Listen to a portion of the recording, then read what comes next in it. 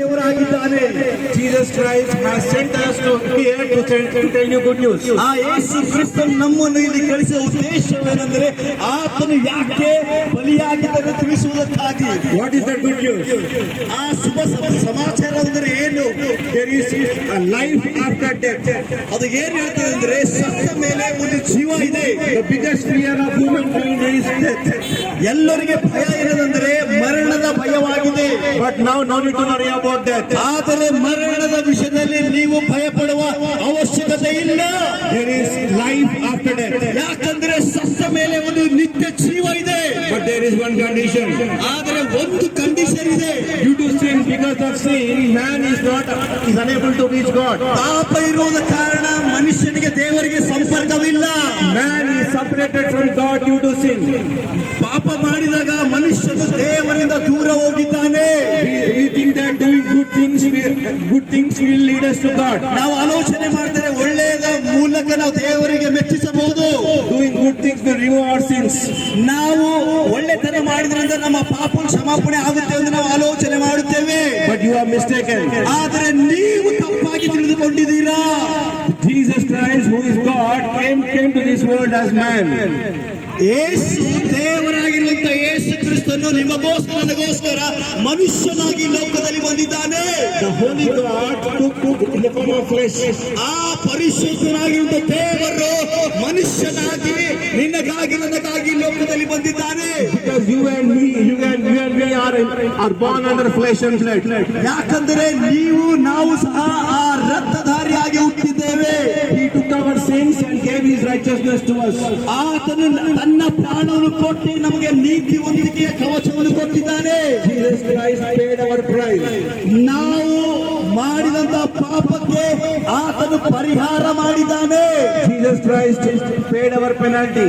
ನಾವು ಅನುಭವಿಸುವುದು ದೇವರ ಅದನ್ನು ಮಾಡಿ ಮುಗಿಸಿದ್ದಾನೆ. Wages of sin is death. ಪಾಪವು ಕೊಡುವಂತ ಸಂಬಳ ಮರಣವಾಗಿದೆ. As Jesus paid your price, he gave his life for us.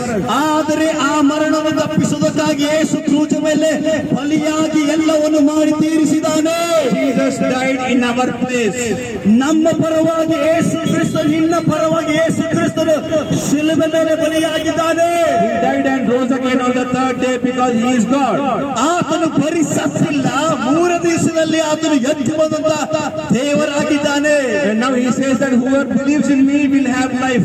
ಅದಕ್ಕೋಸ್ಕರ ಸತ್ತೊಳಗೆ ಎದ್ದು ಬಂದ ಯೇಸು ಕ್ರಿಸ್ತನು ಹೇಳುತ್ತಾನೆ, ಯಾವನಾದರೂ ನನ್ನ ಮೇಲೆ ನಂಬಿಕೆ ಇಟ್ಟರೆ ಅವನ ಹತ್ರ ಕೂಡ ಜೀವ ಇರುತ್ತದೆ. Jesus is calling you and me to come near him. ಆ ಸತ್ತೊಳಗೆ ಎದ್ದು ಬಂದ ಯೇಸು ಕ್ರಿಸ್ತನು ನಿಮ್ಮೆಲ್ಲರನ್ನು ಆತನ ಹತ್ತಿರಕ್ಕೆ ಕರೆಯುತ್ತಾನೆ. He wants us to give you life. ಆತನು ಎದ್ದು ಬಂದ ಉದ್ದೇಶವನಿಗೆ ನಿಮಗೆ ನನಗೆ ಜೀವ ಕೊಡುವುದಕ್ಕಾಗಿ. If you die in your sins, you will go to hell. ನೀವು ಪಾಪದಲ್ಲಿದ್ದರೆ ನೀವು ನರಕಕ್ಕೆ ಹೋಗುತ್ತೀರಾ. We want you not to go to hell. ಆದರೆ ನಾವು ಇಲ್ಲಿ ಬಂದು ಸಾರುವಂತ ಉದ್ದೇಶವೇನೆಂದರೆ ನೀವು ನರಕಕ್ಕೆ ಹೋಗಬಾರದು. And Jesus also loves you and he doesn't want you to go to hell. ಆ ದೇವರು ನಿಮ್ಮ ಮೇಲೆ ಪ್ರೀತಿ ಇಟ್ಟು ನೀವು ನರಕಕ್ಕೆ ಹೋಗಬಾರದು ಎಂದು ಬಯಸುತ್ತಾನೆ. That is the reason he has sent us to tell this good news to you. ನೀವು ನರಕಕ್ಕೆ ಹೋಗಬಾರದು, ನೀವು ಬೆಂಕಿಯ ನರಕಕ್ಕೆ ಹೋಗಬಾರದು ಆತನು ನಮ್ಮನ್ನು ನಿಮ್ಮ ಹತ್ತಿರ ಕಳಿಸಿದ್ದಾನೆ. If you accept Jesus Christ, you will have life in you. ಒಂದು ವೇಳೆ ನೀವು ಯೇಸು ಕ್ರಿಸ್ತನನ್ನು ಸ್ವಂತ ರಕ್ಷಕನಾಗಿ ಅಂಗೀಕರಿಸಿಕೊಳ್ಳುವುದಾದರೆ ನಿನ್ನಲ್ಲಿ ಸಹ ಅದೇ ಜೀವ ಬರುತ್ತದೆ. Because Jesus said, I am the bread of life. ಆದರೆ ಯೇಸು ಹೇಳ್ತಾನೆ, ನಾನೇ ಜೀವವಾಗಿದ್ದೇನೆ. There is life in me. ನನ್ನಲ್ಲಿ ಜೀವ ಇದೆ. Whoever believes in me will have life. ನನ್ನ ಮೇಲೆ ನಂಬಿಕೆ ಅವರಲ್ಲಿ ಜೀವವಿರುತ್ತದೆ. Whoever accepts me will have life. ಯಾರು ನನ್ನನ್ನು ನಂಬುತ್ತಾರೋ, ಯಾರು ನನ್ನನ್ನು ಸ್ವೀಕಾರ ಮಾಡ್ತಾರೋ